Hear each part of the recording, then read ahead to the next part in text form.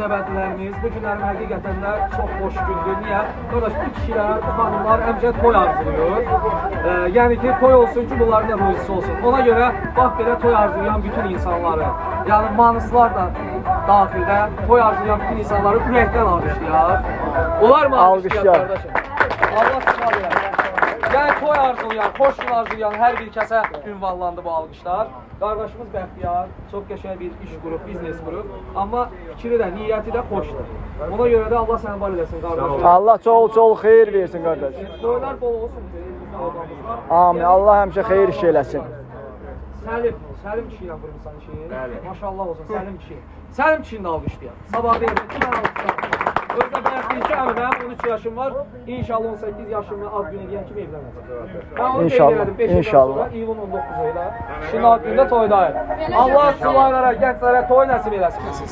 Qardaşlarımızın alqışı ilə Bəxtiyar qardaşımız, sonra deyim bu gözəl kişi, Səlim kişi. Buyurun, tortumuzu. Tortumuzu qəşəng. Allah xeyrini uğurunu versin. Bir də nəzərinizə çatdırım ki, toyunuz üçün inşallah başlanğıc salonlardan başlayır.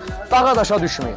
Valla birdən rayonumuzda hər şey ola, bir də görən Bərdiyə, Gəncəyə edirsiniz. Allah uzaq eləsin. Bunun yolu var, xatası var, bəlası var. Gəlin rayonumuza qardaşım. Gəlinlik paltarında danışın. Bəzəyinizi də, gəlin maşının bəzəyində. Hər bir şeyi xına paltarda sizə pulsuz olsun. Ona görə də mən Bəxtiyara dedim bayaq ki, əsasda kasıb bəylərimizi nəzər almaq lazımdır. Qulluğundayıq. Var olasınız. Qardaşımızı ürəkdən alqışlayaq, lentimizi kəsək. Yeni ilə özəldə endirimlər var. Şaxta baba, gəl görün bura. Panda sən də gəl. Qardaşım, bunları da çək. Sən nə arzuluyursan elimizə, obamıza? Xoşbəxtçilik. Xoşbəxtçilik. Yəni toy da. Xoşbəxtçilik hardan başlayır? Toydan. Toy da hardan başlayır? Sabinadan. Sabinanı da ürəkdən alqışlayaq dostlar.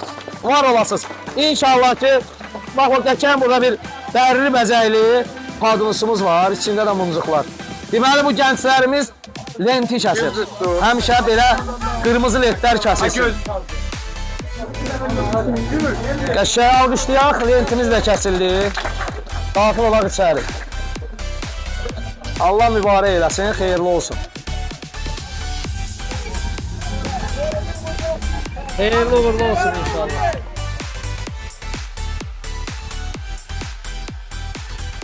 Sabina Gözəllik Salonu həyallarınızı gerçəkləşdirən məkan.